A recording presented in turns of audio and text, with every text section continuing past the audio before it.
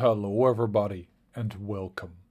I am THEBETAPLAN and this is Crusader Kings 3 with the Fallen Eagle mod installed and our last installment of this series. I like to look back in the last episode about what we have done, what we have achieved, and with a bit of a calm mind and new eyes look at what we have done. And we've done a lot. A lot of stuff that was unable to be done without the mod.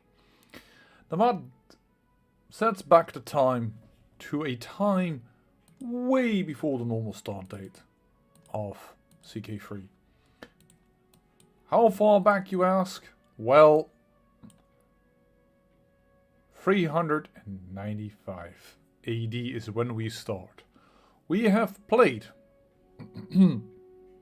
to 743. So basically, yeah, give or take, 350 years.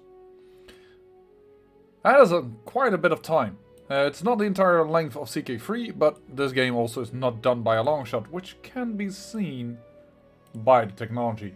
Until 900 AD, 1200 AD. It just adds area in front of it.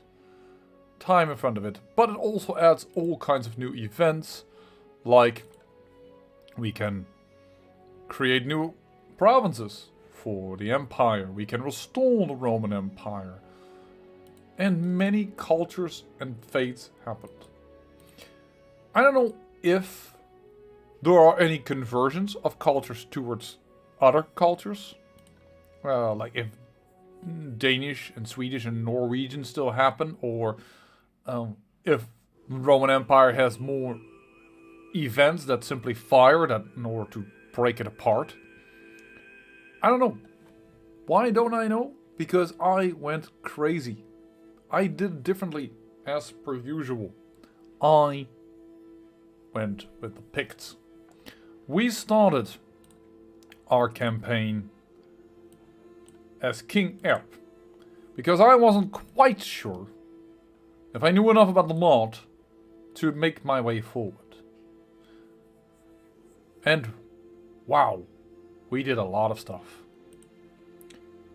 We, as King Erp, I think actually even invaded, and unfortunately I can't see that, invaded the Roman Empire, or was that a king afterwards? I think it might be a king afterwards. Yeah, because that is when we began Brine. First, we established ourselves in our home territory, because that starts very divided, with 3 different religions being around: Gaelic, Pictish, precursor, let's put it that way. We can check that by going here. Gaelic Druidism, Pictish Druidism Old, and Brytonic. Basically, we made one faith of it. And with 1,050 counties, we are by far the largest faith in the world. About 4 times as large as the next one. We have created an empire with unity of the Pictish faith and spread our culture quite beyond our borders. I'm sorry, English people, but Brittany, no one ever heard of. There's only one empire, and all of this is Pictland, which can be kind of seen from the culture, though Britain is still here in a bit of Romano-Britain. But Anglo-Saxon? Well, you don't know, man. You do know the Angles, but not Anglo or Anglo-Saxon. We went even across the channel into Francia and Aquitaine. We got ourselves Hispania in Italy. We expanded our borders beyond the Western Roman borders because they never had Frisia, Secumbria, Alemannia, Saxonia, or even the precursor of Bohemia. Sorry. Some of them are already integrated into us. Some are being integrated into our lands. Denmark, Norway, or its precursor, better to say, all are being incorporated. We had a bit of a problem with a lot of titular titles happening, and therefore a lot of odd things happening, because this is not in an empire, neither is this. And some of these border gory countries that I've ever seen. Finland broke up because it got Karelia, and Karelia took parts of Finland and Novgorod. We have here the Latgalians,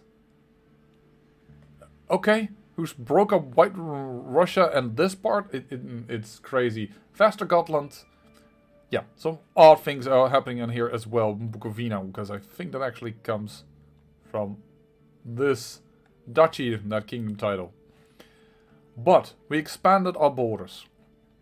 We pushed and we got ourselves Rome. And we renamed it Sencundi Urbi. Why? Because Rome was the second city for our nation. At 32 development, we were a long time ahead of it. Right now, unfortunately, we are behind again. But for a time, Rome was even smaller than the capital. But that's not where we ended. We did not end at Rome. We got ourselves the third grand city.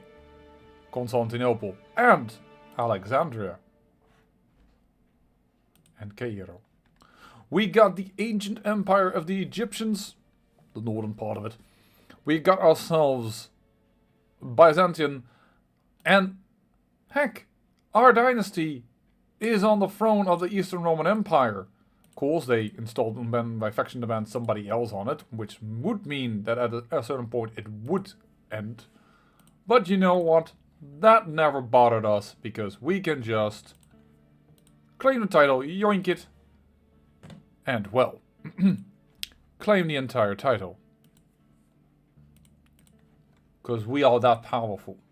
We are the dynastic head, and we have seen greatness. What we fear is the future. Because we have done great things in the past. Invading as a small kingdom of Picts that the Romans thought barbaric. Moving our way down into the Isle of Man, into Francia, into Eure. So the precursor of Ireland. And expanded our realm ever more, until we indeed, after owning many kingdom titles, got ourselves crowned as the Emperor of Pictata. And then we expanded our borders evermore. Our dynasty legacy is one of greatness, one of ambitious and brave men. It is, or just man. I think that is about the common thing. No, this one is an exception. Brave again, indeed. I thought I checked them all, but apparently I missed one. Brave. Oh, once again. Or diligent. That was the other one. Just, diligent, brave, ambitious. We all have it. Even this guy. But what this emperor knows, Hajduk Eofor III, is that male, the fourth, might be a terrible thing for the empire. The man is a sinner, despite the fact being the head of a faith. He is a deviant. We don't even want to know what he does for fun. He is a lunatic. Some people said by the pressures that his father put on him to abdicate immediately. But he was made of sterner stuff, because he was, after all, a fortrio. What happened to the Pictata Empire after Avian died? No one knows. He did invade the Eastern Roman Empire, some people said. But all we know is that it's all of a sudden very vague. Maybe a plague came, diseases were called, issues in the far reaches of the border, armies unable to respond to all the questions of aid. With allies on foreign thrones, family members. It was perhaps so much pressure, so much stress that his son could not handle it. Maybe that's why he became a lunatic. What the story is, or will be, that is for you to decide. Because I am ending the episode and the series here. We have conquered far and wide. Everything that we own is Pictish or a variant version of it. Our culture is spread beyond our borders by a long shot. We are the great Pictate Empire. We must prove ourselves. And we shall prove ourselves. And we have proven ourselves. We reformed the faith. We became the Bloodfather. We created a witch coven. The first time for me. This should be celebrated with one last great sacrifice to the gods of old that granted us this great, great victory. Yeah, she deserves all the credit. My wife, she has done much. The women for our dynasty, after all. They were always beside us to rule parts of our realm, manage it, or hold our hands in times of stress. To stand behind the power of the throne. We salute all of you, great men that you were. From the humble beginnings of King Erp the First, King Drest, King Ardle, or better say the High Druid Ardle, when the fate was reformed. High Druid Avion, the Divine, who showed that our blood was sent by the heavens to guide our people. High Druid Avion the First, who, well, was a great man amongst many, whose silver tongue got people to stay on their blades. Then the High Druid, Mael the First, the Bloodfather, the man of only virtues. None ever compared to him later on. His son, High Druid Ardle, who I believe expanded the territories into Africa and into the Illyria province of Rome. After all, here is Numidia and here is Dacia. And then to Mael II with 4 traits. A cynical man, which is interesting for a High Druid, but none spoke too much of it. At least he was just and could remain a cool head among the highness of the realm. Expanding northbound into the territories, making sure that the raiders should not come again. Then his son, Avian II, expanding once again into Africa and expanding, but taking only small parts of it and looking more into picking up the pieces that the Eastern Roman Empire as it fell apart. Then Mael III, our father, who definitely took lead, united all of Egypt, incorporated many of the deserts as our natural borders, and who made the way clear for his son to make the Bosporus our border, to make the Sinai Desert our border, to make this world upside down of what we know, to make it right up, because that is what we are. We are the Pictish. We are the Empire. I hope you enjoyed this series. I can recommend the mod. I hope that the mod makers, I know they at a certain point were aware of me. I hope that they will do something about the Northman invasion, because it's a little too common. I hope that with their logical focus on the Roman Empire, they might, with such a crazy person like me, consider a alternative to, instead of re-establish the Roman Empire, destroy the Roman titles.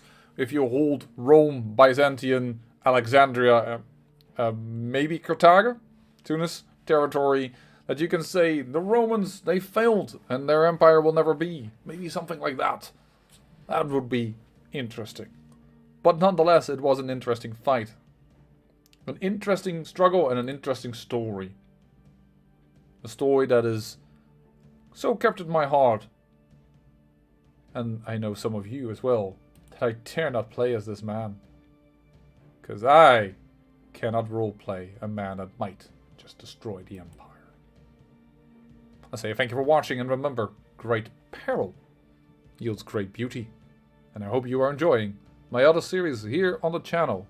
And if you do indeed enjoy them, please feel free to leave a like or subscribe. And if you don't like it, and you just like the series and that's all there is to it, sure, I don't mind. Equally good friends, we say over here in my country. Thank you so much to the mod makers. Thank you so much for you for following the story and maybe my channel.